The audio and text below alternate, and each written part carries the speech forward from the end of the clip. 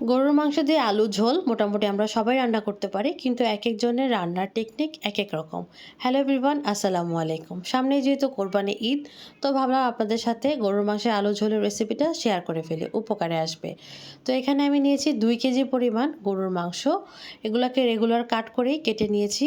ভুনার যে আলুর যে কাটটা, সেটা আমার কাছে মনে হয় তুলনামূলক একটু বড় দিলে দেখতেও সুন্দর লাগে, আর খেতেও ভালো লাগে।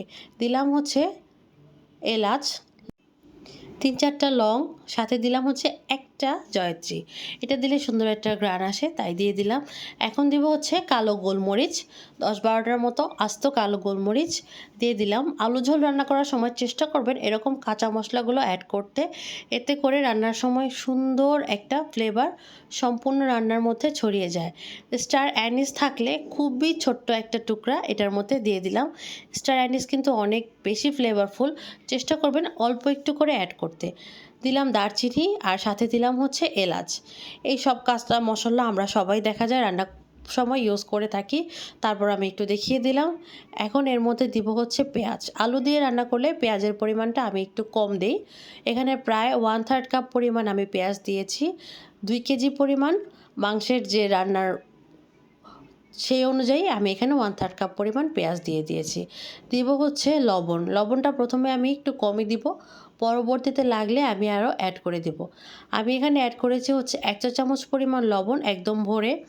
আর 2 কেজির জন্য আমি অ্যাড করছি 2 টেবিল চামচ পরিমাণ একদম ভরে আদা রসুনের পেস্ট। অবশ্যই একদম ফিল করে তারপরে অ্যাড করবেন। আমার একটু কম ছিল, এই জন্য আমি আরও একটু দিয়ে দিলাম। 2 টেবিল চামচ পরিমাণই যথেষ্ট। আর গরুর মাংসের মধ্যে অবশ্যই মশলাটা বেশি হলে অনেক বেশি মশলা দিতে হবে এমন কোনো কথা নেই, নর্মাল মশলা দিলেই হয়। এখন ঘরের তৈরি গরম মশলা দিলাম 1 চা চামচ। হলুদের গুঁড়া আমি দিয়েছি 1/2 চা চামচের থেকে একটু বেশি। আর মরিচের গুঁড়া দিয়েছি 1 চা চামচ একদম ভরে। সাথে দিব ধনিয়া গুঁড়া 1/2 চা চামচের চেয়ে একটু বেশি। আর সাথে এখন দিয়ে দিব তেল। তেলটাকে দিয়ে আমি এখানে প্রায় 1/2 কাপের মতো তেল দিয়েছি। আলু ঝোলে তেলটা একটু বেশি দিলে সুন্দর একটা ভুনা ভুনা হয়, মজা লাগে খেতে। গরুর মাংসে তেলটা আমি একটু বেশি দিই।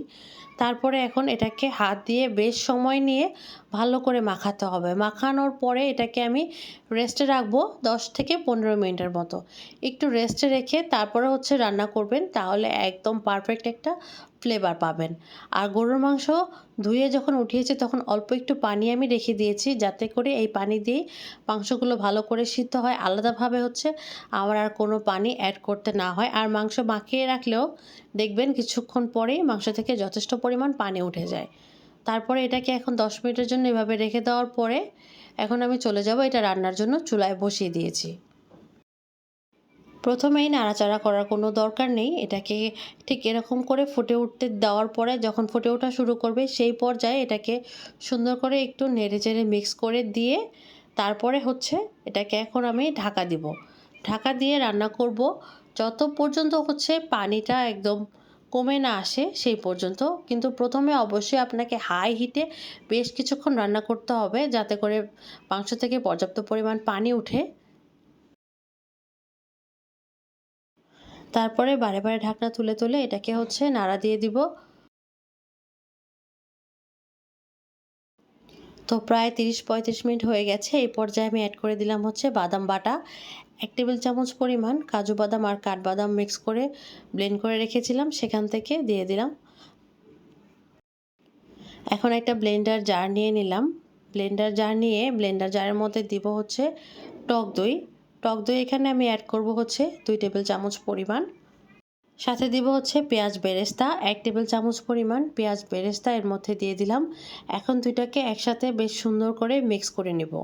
তারপর একটা সাইডে রেখে দিব। আবার চলে যাব মাংসের মধ্যে। পানি কিন্তু অনেকটা টেনে এসেছে। এই পর্যায়ে মাংসের সাথে অ্যাড করে দেওয়ার পালা আলু।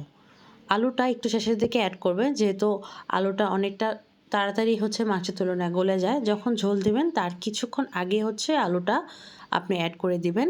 চাইলে আলুটা আলাদাভাবে ভেজেও অ্যাড করতে পারেন, কিন্তু আমি সরাসরি আলু অ্যাড করে দিচ্ছি। আলুর পরিমাণটা ডিপেন্ড করে আপনাদের পছন্দের উপরে। আমার বাসায় যেহেতু আলু বেশি খাওয়া হয়, আমি বেশি অ্যাড করেছি। তো আলু দিয়ে বেশ কিছুক্ষণ কষিয়ে নিলাম একদম হাই হিটে। তারপরে যে মিক্সারটা তৈরি করে রেখেছিলাম সেটা দিয়ে দিলাম। এখন চুলার আঁচটা একদম হাই হিটে রেখেই যত পর্যন্ত একদম হচ্ছে গ্রেভিটা টেনে এরকম মাখা মাখা না হয়ে যায় তত পর্যন্ত এটাকে আমি কষাতে থাকবো। দিয়ে দিলাম কাঁচামরিচ, আর কষানোর একটা পর্যায়ে দেখবেন কোনো প্রকার কোনো পানি নেই, তেল উঠে গেছে আর খুবই সুন্দর একটা স্মেল আসছে। সেই পর্যায়ে আপনি বুঝবেন যে আপনার কষানোটা হয়ে গেছে। ওই যে দেখুন নিচে থেকে শুধু তেলগুলো দেখা যাচ্ছে। এই পর্যায়ে আমি অ্যাড করছি হচ্ছে পানি। চেষ্টা করবেন অবশ্যই ফুটন্ত গরম পানি অ্যাড করতে, এতে করে আপনার তরকারির কালারটা খুবই সুন্দর থাকবে। পরিমাণ মতো পানি অ্যাড করে দিলাম। এখানে আমার যেহেতু আমি 2 কেজি পরিমাণ গরুর মাংস দিয়েছি, আলু প্রায় 1 কেজির মতো আছে। তো আমি পানিটা এমনভাবে দিয়েছি যাতে হচ্ছে আলু আর মাংস সবটা কভার করে আরও একটু এক্সট্রা পানি থাকে। সেই পানিটা টানিয়ে নেওয়া পর্যন্ত এটাকে রান্না করে নিব। আর আলুর ঝোলটাতে একটু ঝোল রাখবো। সাথে টালা জিরার গুঁড়া দিয়ে দিলাম, আর কিছুক্ষণ টানিয়ে নামিয়ে নিলেই ঠিক এরকম মজাদার গরুর মাংসের আলু ঝোল তৈরি হয়ে গেল। আশা করি ভিডিওটা আপনাদের উপকারে আসবে। সবাই অনেক ভালো থাকবেন, সুস্থ থাকবেন। আজকের মতো এখানেই বিদায় নিচ্ছি। আল্লাহ হাফেজ।